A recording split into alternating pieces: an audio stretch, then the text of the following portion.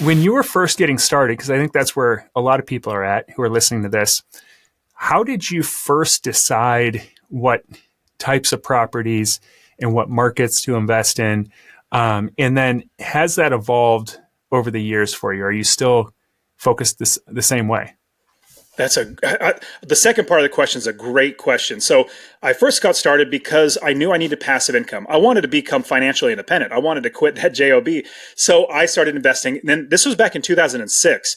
No podcasts. There wasn't really anything other than those, $10,000, $100,000 gurus that'll teach you how to do it, which is just ridiculous.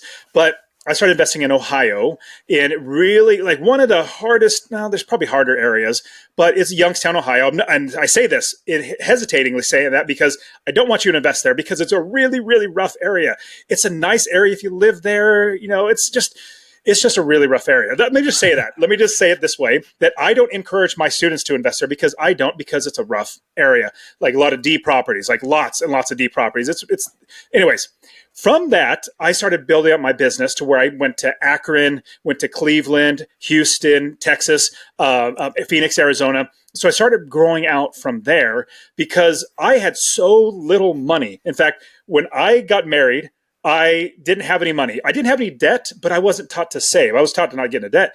My wife saved like $13,000. And so when we got married, like 6 months later, I said, "Hey, honey, I want to invest in real estate. Can I take all the money that you saved and go buy real estate with?" And it took a lot of work. Eventually she said yes. And I'm really blessed now because of what we have now. And with that, I had to start with very small or inexpensive properties, like as low as I could get just because I needed passive income. A lot of headaches, a lot of bumps and bruises. My property manager started stealing from me, all that sort of stuff. But with that, I was able to grow a snowball of money or passive income coming in. You buy one property, get that money coming in, don't spend it. Then you buy more properties, buy the next property, and then buy the next property. Eventually, over time, like your monthly income gets from, a couple $100s to a couple $1,000 and a couple $20,000, $30,000 a month. It just keeps getting bigger and bigger as you have your sights focused on delayed gratification, going for the long-term wealth. Just like in serving somebody, quickly shifting gears, quickly serving, then I'll go right back to what I was talking about. If you have the short thought or a short game, play the short game, but like, let me give them one thing to serve this one person one time and then get as much as I can out of them. That's the wrong way to go. My opinion, it's the long game, delayed gratification. If I serve somebody for literally 2 or 3 years, I don't mind that because I get fulfilled. I really enjoy that. But at the same time, I've seen it come back like 100 times over.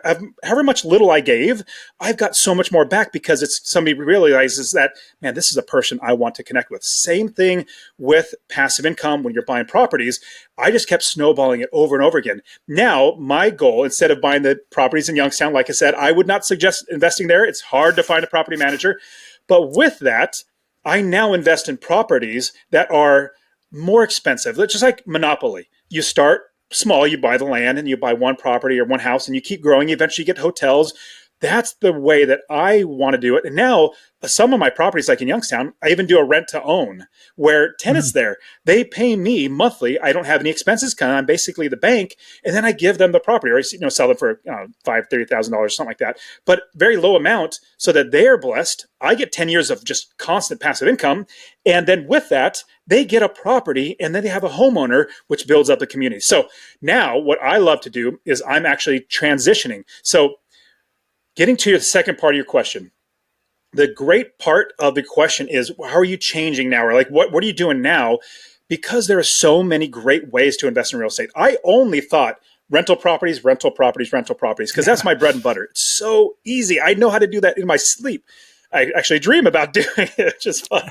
But with that, there's so many great ways to invest in real estate. Let's say multifamily apartment complexes. I even got into hotels. I own hotels now, which is like playing Monopoly. It's so much fun.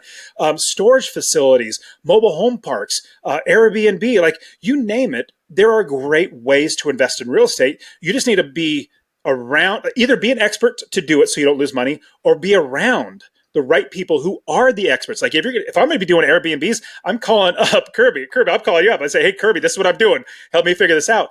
You want to be around the right people And that is going to help you fast track. Like everybody listening, you should absolutely join Kirby's community, join with him and all of his other students, because what happens is you get the wealth effect of everybody in the group from all their knowledge, but you also have Kirby there helping you be and build you up. But it's also fast tracking your success. You could do it all, like you could do it your own and lose money and lose time, or you can work with somebody who's an expert and they'll fast track your success. And on top of that, people think, I'm going to waste money paying for a coach. What happens is if you don't pay for a coach, if you don't work with somebody that's an expert, you're wasting your life. That's the only, your time is the only commodity that you're spending and you can never make any more of, get any more of. If you can fast track your time and make even more money faster, that's the best way to do it. So that's what I'm doing now. Like with my conference, the Real Estate Wealth Builders Conference, I've got we have 40 plus expert speakers. Kirby, you and I are two of the speakers. We have lots of other ones, but these are experts who literally are experts in their field. Like let's say mobile home parks or storage facilities or multifamily, whatever it might be. They're the experts. I'm getting around them. I'm serving them so I can learn and start investing with them. So that's how I've just grown over time in the thought of service, as well as helping other people, but then playing Monopoly and delayed gratification. I love that. And that's one of the biggest takeaways I had from REWBCON, what you just talked about, where you had kind of blinders on around rental properties. And you're like, well, this works, and I'm just going to fully focus on this. And I think there's something to be said about that in terms of, getting some momentum going and not having shiny object syndrome. I think also at the same time, what I very similarly, I was the same way on the way I did short-term rentals. But then once I went to REWBCON the last 2 years, I sat in a bunch of sessions on different strategies. And it wasn't that I was going to maybe fully focus or change directions, but I took away so many different components of what they're doing, whether it's a financing strategy or the way they're finding deals or buying properties.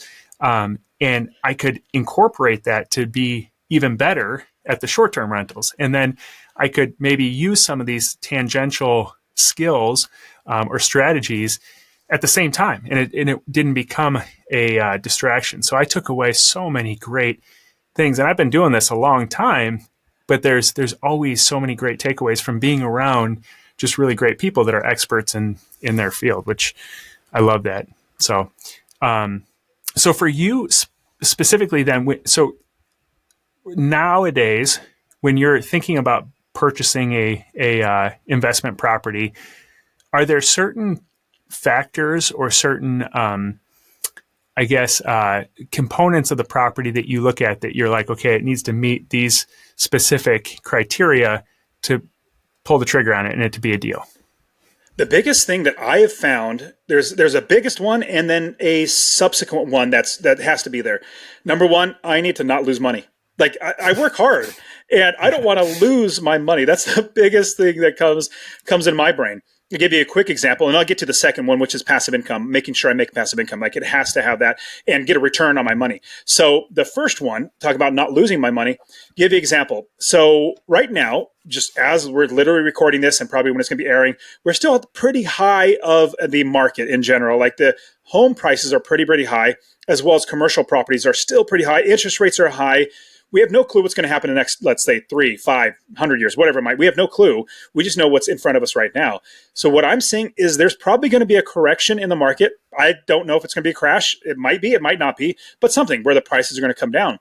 And where I don't want to lose money is, let's say, I had somebody bring up to me, hey, how about you invest in this big apartment complex, like, a couple hundred units. Now, it's not a bad idea. Don't get me wrong. It's not a bad idea at all. Just the timing for me right now is I could see a potential for possibly losing money because being at the top of the market, we may be buying at the highest part of the market when you buy a multifamily or commercial property, you're really hoping to make the value higher and then eventually sell it and get out. I think we might be at the top, so I decided not to invest in it. So I don't want to lose money, number one.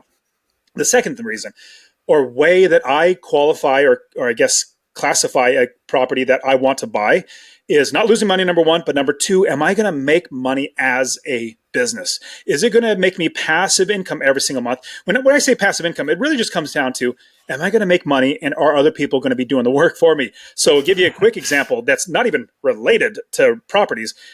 if you're going to start a business where you're buying and selling candy bars, a regular candy bar, if you're going to buy a candy bar for 50 cents and without a shadow of a doubt you can sell it every single day, all day for $1, you're going to make 50 cents. You're going to say, how can I buy as many as I can and sell it? Because you can do that. It's like literally guaranteed.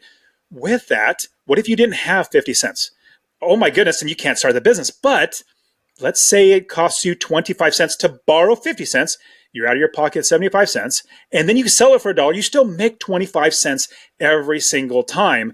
You would do that deal all day, every day. You'd borrow as much money as you could to sell as many candy bars as you could. But with that, you would not buy a candy bar for $2 and sell it for $1. You would not do that because you're losing money. Why would you have a business? You wouldn't. That loses you money. Real estate investing is a business. That's what people need to realize. And like I said on my last show, I talk about this, how we build a business and our inventory is our properties. And that's how we make money. That's how I'm successfully unemployed. I could feed my family, have a roof over my house, my head, my kids, because we have properties that make us money. Our inventory makes us money. So now what I look for, am I not going to lose money? Okay, check. If I know I'm not going to lose money as best as I can, like within a 99% certainty, number one, check. Number two, am I going to make money every single month in passive income? Because that's what businesses do. Nice. That's great. And that is great criteria. Nowhere in there did you say that you buy it if you are speculating that the price is going to shoot through the roof. Hoping the prices go up. Yeah, exactly. In the meantime, you're going to be negative cash flow, just hoping that, one day it makes a whole bunch of money for you. That's, I think that's like the, there are people that actually teach that. Back when I started investing in 2006, I heard people say that, like, just get $25 or $50 a month in passive income. But that, remember, this was 2006 and the crash was 2008 and 2009. So they were all saying that, oh, you're getting so much appreciation. I'm like, but I can't eat appreciation. So right. I didn't do that. But what's sad is you do get a lot of those quote unquote gurus that tell you that, hey, you're going to hopium, like hope it's going to go up or get appreciation. So I definitely do not. It's icing on the cake, really, what it comes down to. It's like, hey, this is a bonus. And I can even cash out that equity with a home equity line of credit or cash out refinance and buy something else. And I still have that property making me money in passive income that I can give to my kids.